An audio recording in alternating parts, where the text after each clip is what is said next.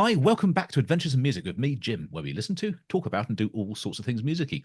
Sometimes I'm in conversation with or talking to somebody else. Today is one of those days. We have long-term follower of the channel and really my spirit guide and all things that are Dream Theatre. It's Rudi. Hey Jim, Hello. good morning everybody. Well, will it I be morning? especially, pardon me? Will it be morning when people are watching? Who knows? Hmm, good morning, good afternoon, good evening, good night. Good, good day. Good night in Australia. Exactly. Yeah. How you doing? Um, yeah, pretty good so far. Middle of the week, Yeah. exactly today. Well, not when we sent this, but that doesn't matter. No, everything's fine here so far. It's cold. We had some snow, Oh, did but you? yeah, pretty much even more than usually in this region. But Right. once in a while it happens. But Okay. I don't mind if it's cold and dry to go outside, sunshine, go for a walk. Like Monday morning, I went to work and it was cold and wet, and Yeah. that's not my Ugh. favorite weather. No. Oh, happy New Year, I guess. I haven't sort of spoken, have we, on so I think we've had a phone call, but it'd be Have good just we? to say Happy New Year. Yeah, But look, same to you. we're talking about nonsense. We're here to talk about serious stuff. Good, We're talking good. about this, aren't we? This is Yes, the yes. next album that we need to be listening to. So this is Awake by Dream Theater, and this is the next album after whatever it was. What did we listen to before? Images and words. Images and Words. That's it. So, Yeah. Rudi, you are the expert Okay, on this. Tell me okay. all about it. Explain to me about this All album. right. So, in my opinion, this is great music. And I think everybody else who judges objectively will agree with me because this album is well composed, well played, well produced. And even if you're not a Dream Theater fan, I guess you have to admit that. Once in a while I hear music which I don't really like. When I hear quality, I I I recognize quality. Yeah. Best example, for example, Michael Jackson's Thriller.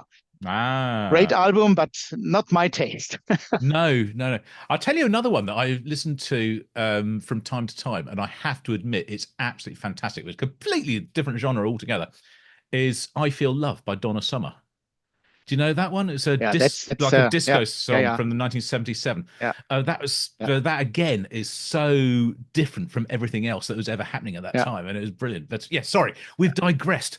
We're here No, to no, talk no, about no. dream. But it's an interesting sidestep Yeah, because the I think the producer was Giorgio Moroder, yeah, some German guy, I think. yes, it. Yeah. And the fun thing is, she didn't only have this hit; he had another one. And whenever I feel like I work too hard for my money, I'm sitting at my desk and I'm singing, working hard for my money.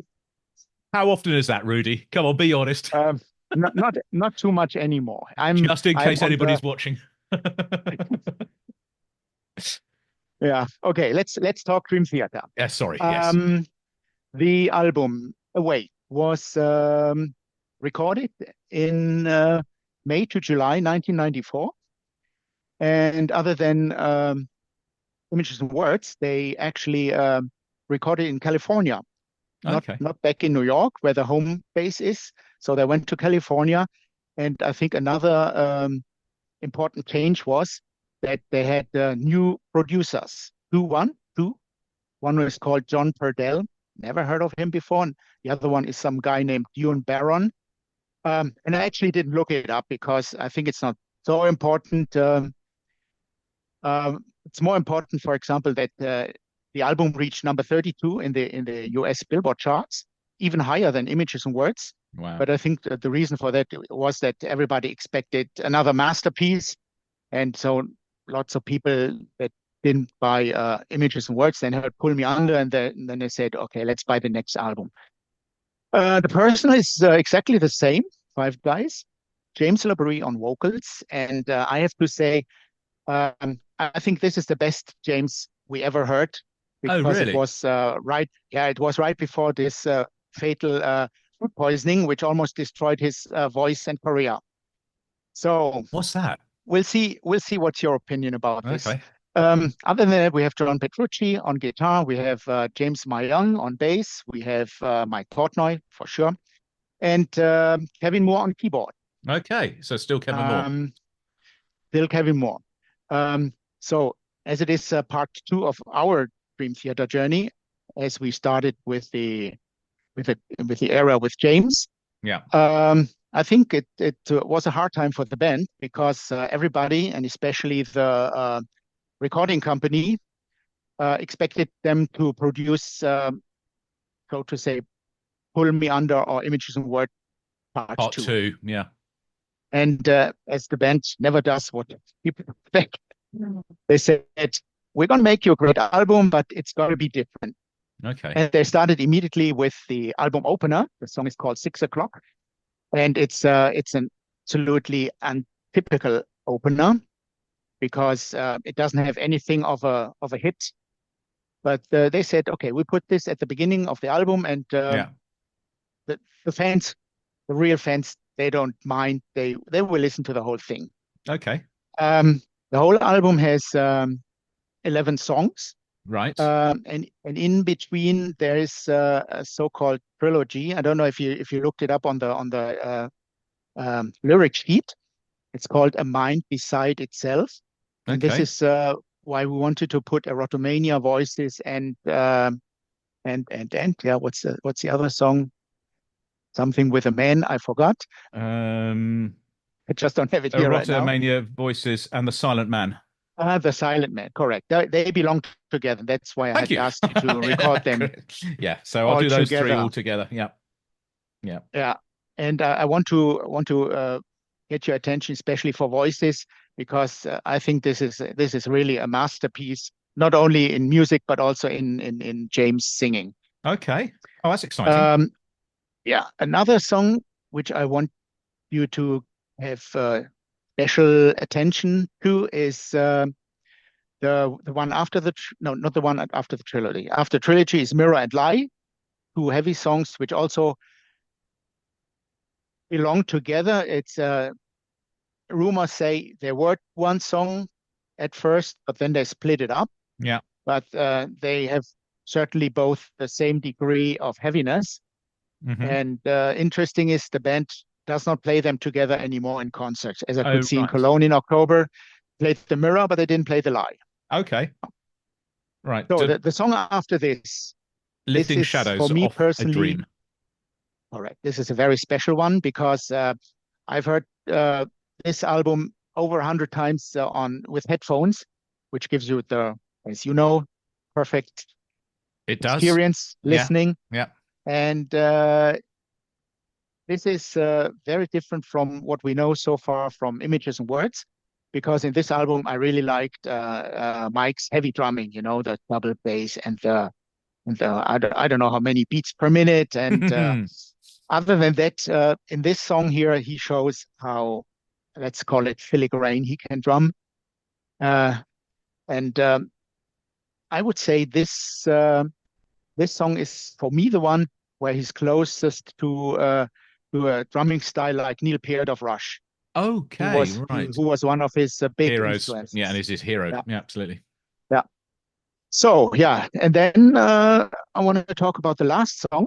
It's called Space Divest song, which you never heard before and never will hear again of Dream Theater in this Oh, right. Space Divest. Yeah. Yeah.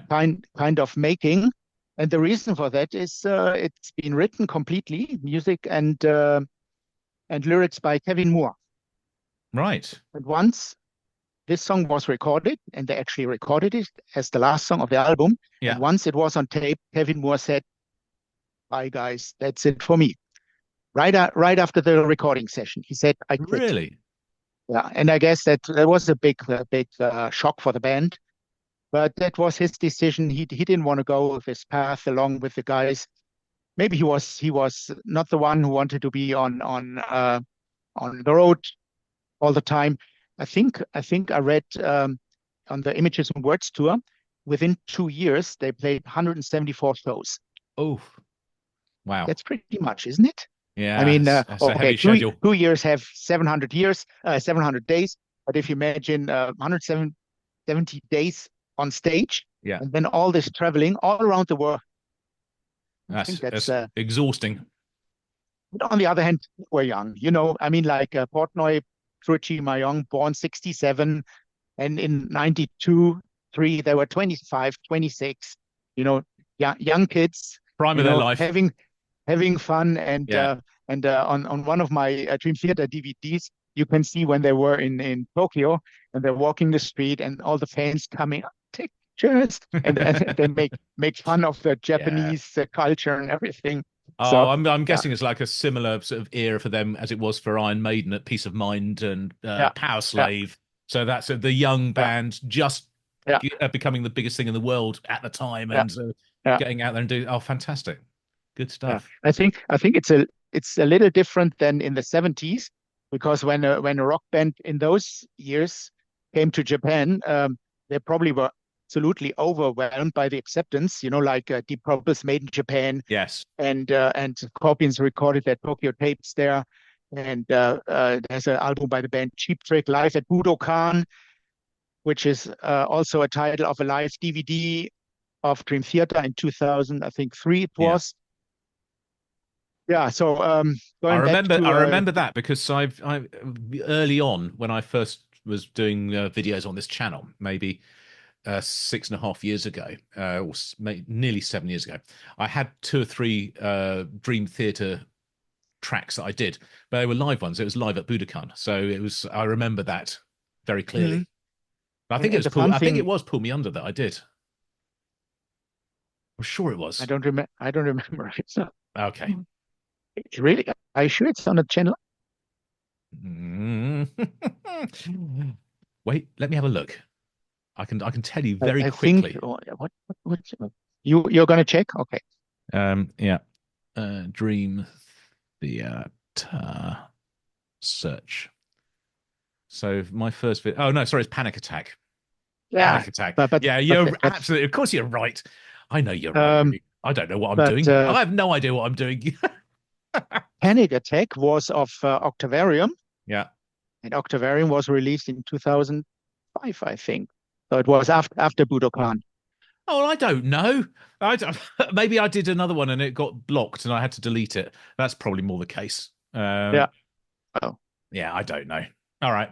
It's, I tell everybody who's interested, go and look and check this video out. okay. Yeah, okay. The exit of Kevin Moore was, as I said, surprising. And they were looking for a new keyboarder, and in those days there was already Jordan Rudess on their list, but Jordan said he had just received his newborn child, and he didn't want to go on a world tour. So second choice was Derek Sherinian, which I guess everybody knows who's in this genre, and he played the upcoming concerts and the first big live album once upon a what is it? Once upon in a lifetime. Sometimes I forget titles. Um, I'm not quite sure why he then left and Jordan joined after Falling into Infinity. But that's another story we can find out That's for once we next get time. there That's a different next story time. altogether. Correct. The other thing that we have to think about next time is in between in between Awake and Falling into Infinity, they released some kind of EP with the epic track Change of Seasons, which was supposed to be on Images and Words. Oh, was it? But the record company didn't want to have a double album, Right. so they cut this song out, and they released it later on an EP together with some covers. They covered the Purple and I think Led Zeppelin and Kansas. It's a kind of wild It's wild almost combination on but this album. it is almost an album in its own right. I know Yeah, they call it an EP, but it is long. I've got it on yeah, CD as yeah, another thing to listen to. So maybe that is what we listen to next after okay, Awake, so if we're yeah, doing it in the yeah, right order. So yeah. we'll do that. Um, one last sentence to Kevin Moore. I have read this Dream Theater book, Lifting Shadows. It's the title of the book as well, Hmm. just like the song. And there are saying that on several occasions when they had any anniversaries, Yeah. playing anniversary shows, they always invited Kevin, but he never showed up. Oh, He really? just yeah, I don't know what went wrong. Um, but we also have to say, and experts of the Dream Theater history will know, he played um, the first two OSI CDs albums. OSI was a cooperation with Kevin Moore, Mike Portnoy, and I think it was Jim Mateos of Fate's Warning. Right. And the strange thing is, on the first album, Mike Portnoy was announced as official member of this side project, and on the second album, he was only mentioned as participating musician. Whatever and why ever, I don't have no idea.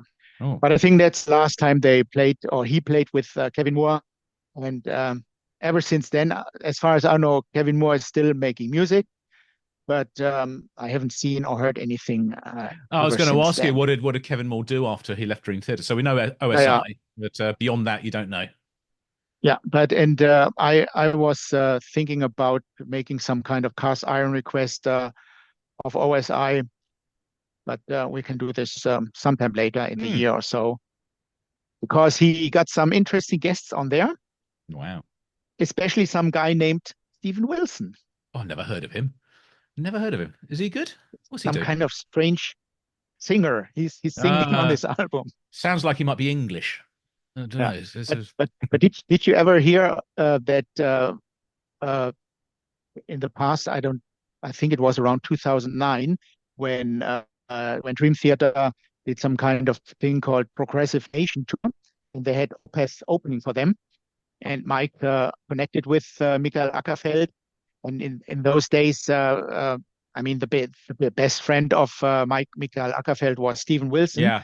So for a certain time, they had talked about a super group of these three guys, but what finally came out was only the Stephen Wilson Michael Ackerfeld Corporation, which is called I don't know.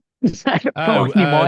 And Storm I never Corrosion. bought the album. Storm Corrosion. Was Storm was it Corrosion. Storm Corrosion? Yeah. Yeah, Have yeah, you yeah. ever heard it? Do you own I've it? I've got it. I haven't listened to it yet. That's one which is going to be coming up soon, ish. Okay. Yeah, I want to listen to it. I really do. Yeah. But as always, these sort of really interesting. I'll just save it because it'd be really useful and interesting for the channel. So sure, we should Yeah. do. So, Yeah. right, Rudy. I think So I've got all the information I need. I'm going good. to listen to this album at the beginning of next week. So this is just like a sort of little whet your appetizer. I'm now sort of got all the info in there. I need to make sure I'm sort of tuned into the right parts and I know what I'm getting into. So thank you Yeah. very, very much indeed for that introduction. You're very welcome, as always. And no, it's been fun as always. So Yeah. watch out for Monday. I'm all excited already. Good for you. Right. Well, I shall leave it there then. And I'll see you all, guys. I'll see you all. I'll see you guys on the next video, whenever and whatever that is. And until then, this is Jim and Rudy, over and out. Bye bye. Bye bye.